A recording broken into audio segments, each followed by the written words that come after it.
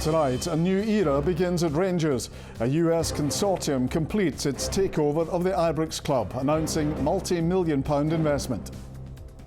We are live at Ibrox with all the very latest as the American Revolution begins here at Rangers. Also making the headlines, campaigners say a ban on disposable vapes will help protect young people from addiction. Families hope a game-changing drug could slow a rare genetic muscle-wasting disease.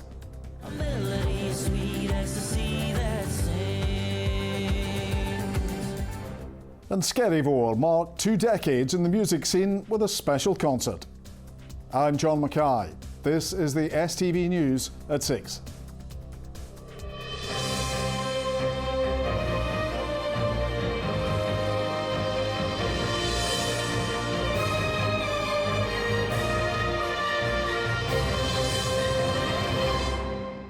Good evening. After months of speculation, Rangers have been finally taken over by a US-based consortium.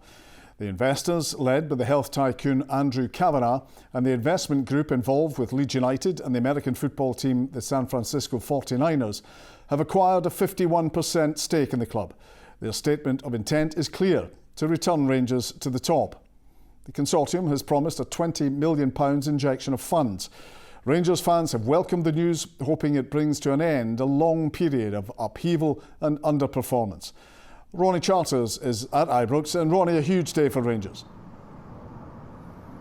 A seismic day here at Ibrox, John. This has been a deal that has been in the pipeline for quite some time, it's fair to say. But this afternoon it was signed, sealed and delivered. Rangers Football Club is under new ownership. A regime from across the Atlantic that come here with a clear vision for the future for this football club, and a regime that is backed by heavyweight American businessmen. This is undoubtedly a new chapter, a new era for this football club. The American Revolution of Rangers has well and truly begun.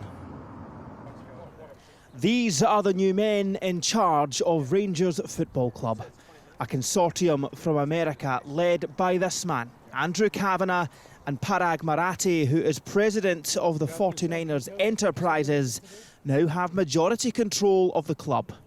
A new team at the helm who say £20 million will be invested in the football department this summer, subject to shareholders' approvals. Upon taking control of the club, Kavanagh put on record his thanks to the Rangers board, shareholders, staff and supporters for the trust they've been given. He says they want to drive performances to honour the club's heritage and say their focus is simple: to bring Rangers back to the very top. Parag Marathi added, "We are excited to join Andrew and our other consortium of investors in a new era for this iconic club. And we are determined to build something that supporters can be proud of for years to come." Today at Ibrox, those supporters were delighted by the news. Oh, very exciting, aye. Be here next year with my season book in my hand, going to the games again. Magic, yes, yeah, let's go! Well, these guys will be very happy. I've heard nothing else but about this happening. He's been on his phone continually today. Delighted. Massive. That's everything we needed, definitely. Just to lift us on, just get us all going again, get us all together. Absolutely fantastic. Just done the Ibrox tour there as well, and just get good information. Great day for all. Considering everyone we went through, it's a great new chapter. Your thoughts on the Rangers takeover? The takeover has also brought about huge changes at boardroom level. Gone are former directors Graham Park, Alistair Johnson and Julian Wolhart. And in terms of incomings, consortium lead Andrew Kavanagh is now chairman. 49ers Enterprises president Parag Marathi comes in as vice chairman.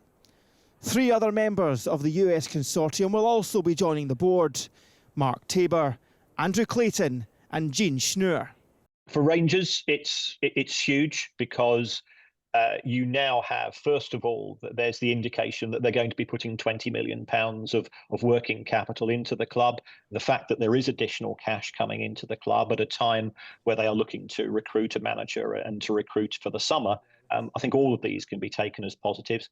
at the same time, they've got a lot of work to do because, as we both know, being second in the SPFL is being nowhere as far as fans of Rangers and Celtic are concerned. With Parag Marathi currently the chairman of Leeds United in the Premier League, the takeover and his appointment to the board had to be given the green light by the Scottish FA, who are satisfied there is no conflict of interest. The 49ers Enterprise Group have been involved with the Yorkshire club since 2018, taking total control earlier this year. There's reason for cautious optimism because, as I say, they are serious business people. They'll watch the finances very closely, but also they've got significant backing and significant experience in not only sporting fields, but now with the last 6-7 years at Leeds in football as well. A new chapter begins today for Rangers Football Club. New owners, new investment and a new sense of optimism for the future. Rangers' American dream has been achieved. Now it's time for their new owners to get to work. Ronnie Charters, STV News at Ibrox. And there will be more in Rahman's Sports Desk later. In other news, campaigners believe a ban on disposable vapes will help protect young people from addiction and health risks. Starting on Sunday, selling or supplying single-use vapes will be illegal in Scotland as part of a UK-wide ban. Youth workers say it would help curb the worrying increase in young smokers. As Laura Piper reports. At this youth group in Linlithgow, talk turns to vaping. Teenager Skye Todd says she first tried one when she was 11 years old. Yeah, I've been doing it for like 5 years. I think I am a bit addicted. Like, I've tried to quit and everything, but it's a struggle. They've clearly changed towards younger teenagers for the bright colours on the packets, flavours. Tastes like something you get in a tuck shop or something. It's the in thing at the moment, so it's everywhere, so it's easily accessible. What were you? I've never tried it, and I've never wanted to touch a vape or smoking, nothing like that, because I know it's bad for people and I'm scared what will happen to me. It is already illegal to sell any vape to anyone under 18, but a 2022 Scottish Health Survey found 1 in 4 15-year-olds were believed to be vaping, as well as 10% of 13-year-olds, leading to widespread campaigning to bring in tighter controls. From Sunday, shops like this will no longer be able to sell single-use vapes, thanks to a UK-wide ban to tackle the threat they pose both to the environment and to our health. There are also moves to regulate how reusable vapes are sold, the way they're displayed, their flavours and their packaging. Those who work on the front line supporting young people say change is needed. So we don't see what day-to-day young people are getting pushed at them through social media. We know that the industry does a lot of work to figure out what's going to attract young teenagers. We know that they place paid influencers, that they make their products look really attractive and try and sell the image, which is exactly what happened with tobacco. We're seeing a huge increase in young people using vapes, but also young people who want to quit vaping as well. And there's not really much support out there at the moment because we don't have the capacity to help them. Campaigners say education is vital alongside tighter regulations, starting with this weekend's imminent ban, a step forward in helping to support a smoke-free generation. Laura Piper, STV News. Boys across Scotland diagnosed with a rare genetic muscle wasting disease have begun to receive a game-changing drug which could slow the devastating impacts of the condition. Families have been campaigning for access to a treatment called Givinostat, which can ease progression of Duchenne muscular dystrophy by months or even years. Our reporter Lewis Mickey has been meeting 2 youngsters who live with Duchenne. 10-year-old Riley from Angus has a condition called Duchenne muscular dystrophy. Right now, he's still able to do most of what he loves, but over time the genetic disease will cause muscle wastage and will affect his mobility and be life-limiting, which means this drug, called Givinostat, could be a game-changer. I mean, it's not a cure. We all know it's not a cure, but hopefully it'll slow down the process of the disease and give them a lot longer on their feet. I would imagine he would have been in a wheelchair within a couple of years, but with this drug, hopefully that might be extended until he's maybe in his mid-teens, which would be great for him. Do you have gym to do? For Riley's family, this couldn't have come quickly enough.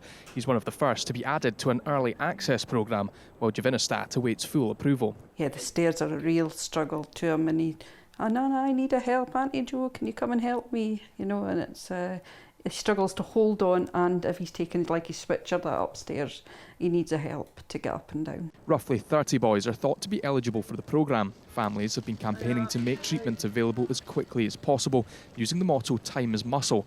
We spoke with the Miller family from Edinburgh in March. 8-year-old Sam hasn't started on treatment yet, but has just received good news. Sam will be getting the Givinostat medication treatment from end of July or the first week in August. It's a bit like a weight's kind of slightly lifted off your shoulders, because we have been campaigning for so long for this. Obviously the fight's not over for it, until we have the medication in our hand and we start giving it to Sam. I think it's been very emotional as well.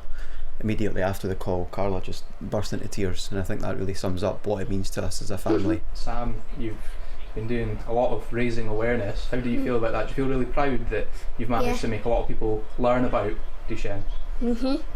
Absolutely. Yeah. You should be proud, shouldn't you? For boys like Riley and Sam, this isn't a silver bullet, but it's certainly something worth celebrating. Yes! Lewis Mickey, STV News. A teenage boy is in hospital after being stabbed in Glasgow in what police believe was a targeted attack. The 15-year-old was found seriously injured on Denbeck Street in Shettleston last night and is in a stable condition in hospital. Detectives say 4 people dressed in dark clothing were seen leaving the area and are appealing for CCTV, doorbell or dashcam footage. A Russian ship captain has denied causing a tanker crash in the North Sea that killed a crewman. The ship, captained by Vladimir Motin, had left Grangemouth before colliding with a US tanker en route to Rotterdam. Motin faces a charge of manslaughter at a trial in January next year. Scottish Water staff are set to strike again next week after rejecting the latest pay offer. The union Unison say the latest walkout will run for 7 days as members are extremely frustrated. Scottish Water insists they made a strong offer that is above inflation and plans are in place to maintain essential services. Residents in the Isle of Mull witnessed history this week when the Waverley paddle steamer became the first passenger ferry to stop at Salon Pier since 1964. The owners worked for 20 years to give the pier a new lease of life. Tara Fitzpatrick journeyed from Oban to capture the occasion. It was a day decades in the making. Villagers in Salon gave the Waverley a warm welcome as she marked the first ferry visit since the 1960s. Today, with the Waverley, it's just a great occasion. She's the master of the seas of the area, travelling all the way around the UK. Since 2007, Peter has been working to restore the pier to its former glory. It was just a labour of love. Friends, family. We tried for some grants, they weren't forthcoming, so it's literally restored by blood, sweat and tears from friends and family. Salon Pier was once the closest point connecting the island to Oban, but when car-carrying ferries replaced the route, the pier was abandoned. For decades, it fell into disrepair. Every pier leg on the front had to be replaced. We had to hydraulically jack the lift of the pier back up again because of all the damage that had been done.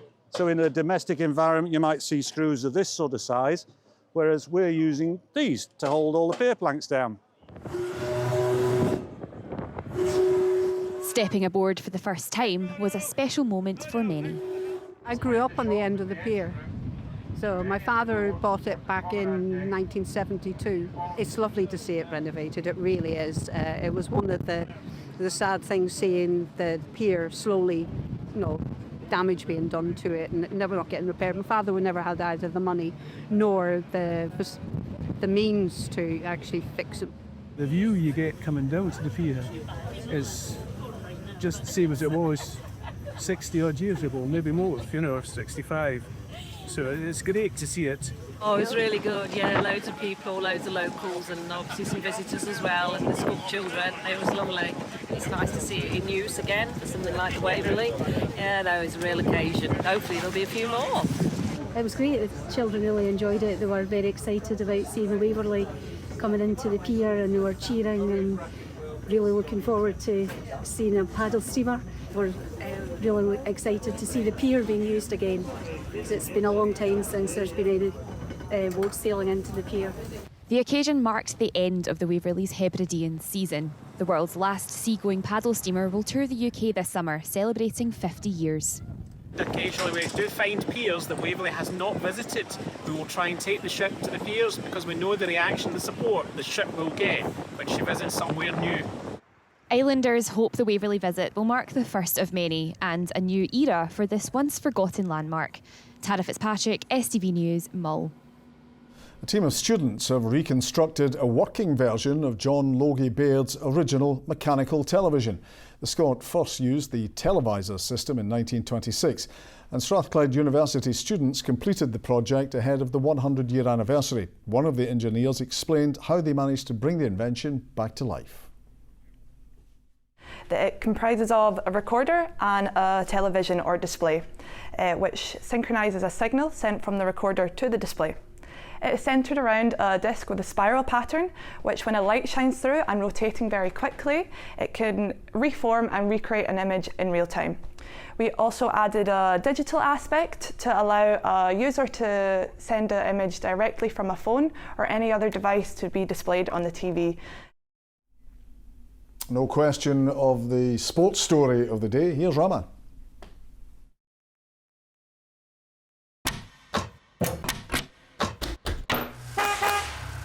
STV Sport, sponsored by the C.R. Smith Spring Sale. Good evening. Yes, to recap, Rangers are now in the hands of a new US owners. A consortium led by health tycoon Andrew Kavanagh have acquired a 51% stake in the club. And now that the takeover is complete, the focus is very much on the appointment of the club's next manager. And STV Sport understands it's a two-way fight between Davide Ancelotti and Russell Martin. Live now to Ronnie Charters, who's still at Ibrox. Ronnie.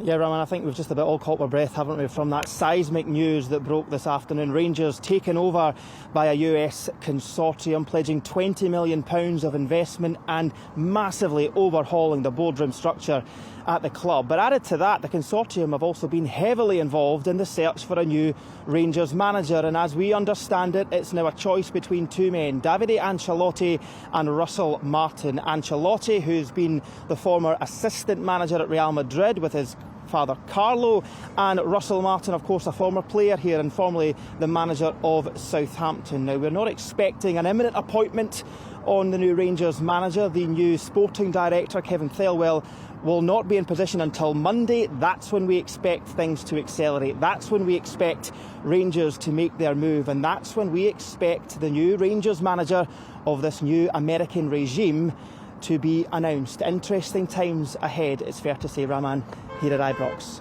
Indeed, Ronnie Charters at Ibrox, thanks very much for that. News from Partick Thistle, and Mark Wilson says it's a huge honour to be named the club's new head coach. As STV Sport revealed last night, Wilson accepted the job after Brian Graham turned it down after having reservations following the interview process. Wilson has signed a 2-year contract. Well, a huge honour, of course, just because of the stature of the club, so you know that's definitely not lost on me. The size of this job is needed, and how fortunate, you know, it is an opportunity presented itself to me. So it means everything to me, because there's very few jobs that hold this level of support in Scotland, out with the top flight. Scotland women's new head coach Melissa Andreatta takes charge of her first game tonight. The Scots host Austria at Hampden in the penultimate Nations League match. Scotland have lost all 4 games in their campaign.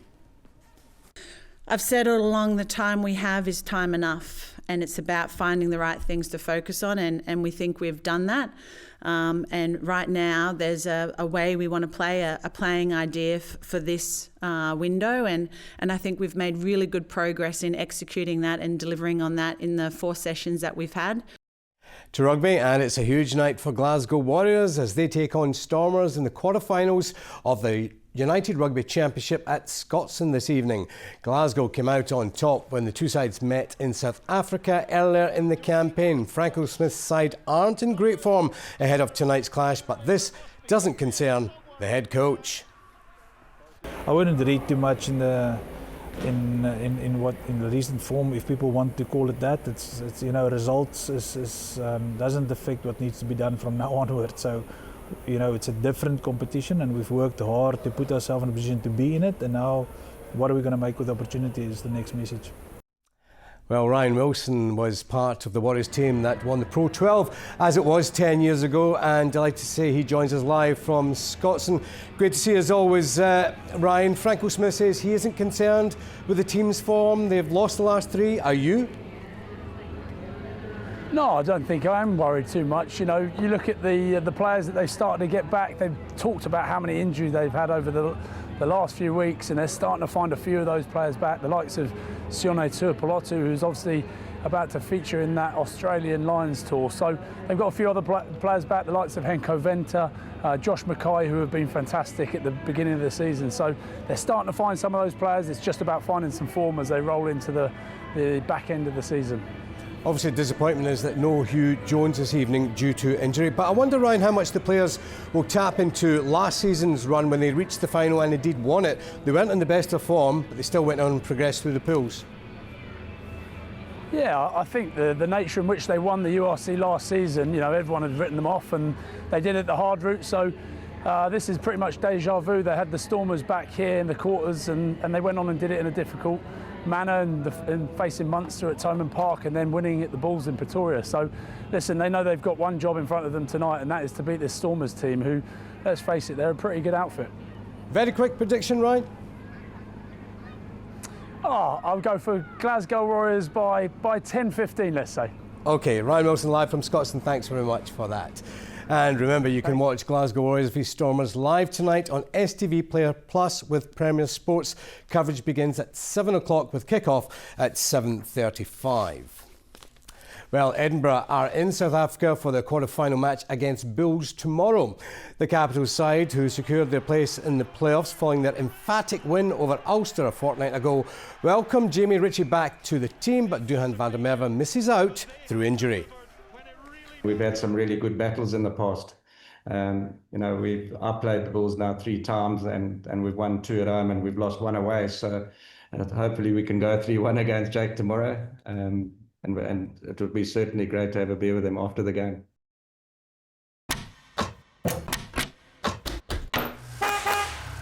STV Sport, sponsored by the C.R. Smith Spring Sale.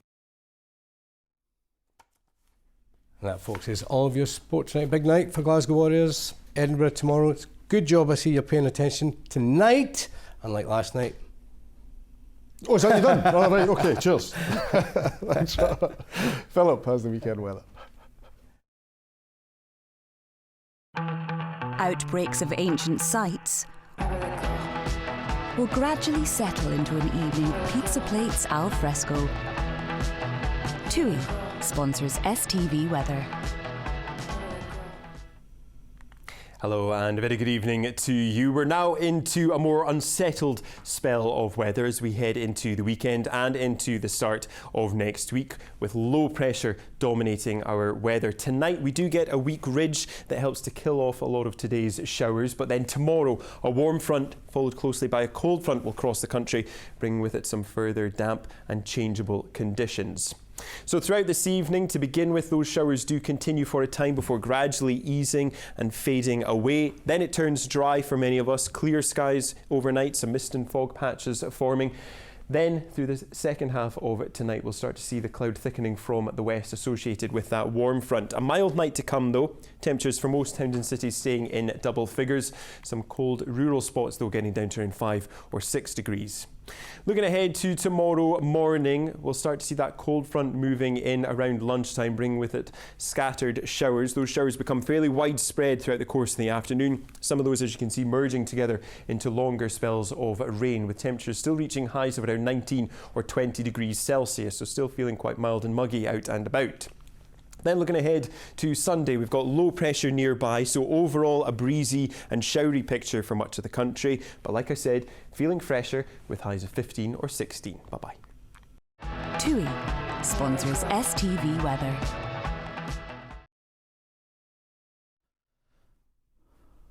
And finally, Skerryvore are celebrating 20 years on the music scene, and to mark the occasion, they will take to the stage for a special concert in the Borders tomorrow.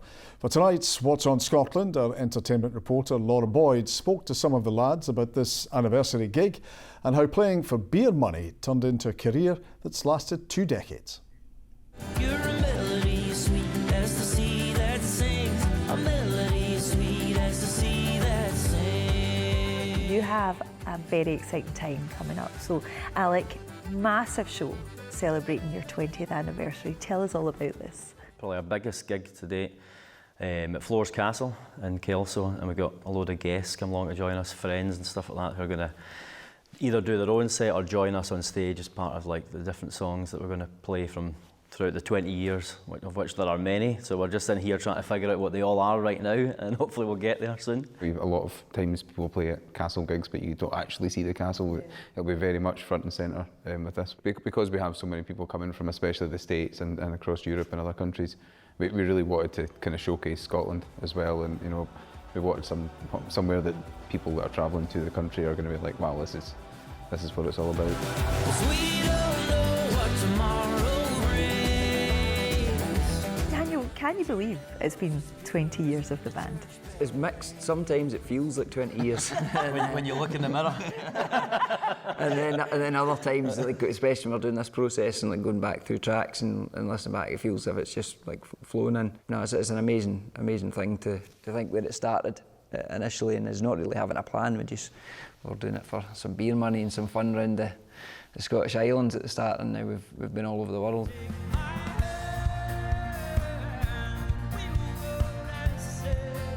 Your songs go on and mean so much to so many people. You know, Take My Hand, like that song really has taken on a life of its own. Yeah, it seems to be the favourite song, and I think when I wrote it years ago, I was thinking, as you do probably with every song that you write, that, oh, that's the best one yet. I don't think I was expecting it to be as popular as it has been. We could have another half a dozen of those, says the guy who's writing the song. Congratulations, Skerryvore. That's all from us here. Thank you for watching. Have a great weekend.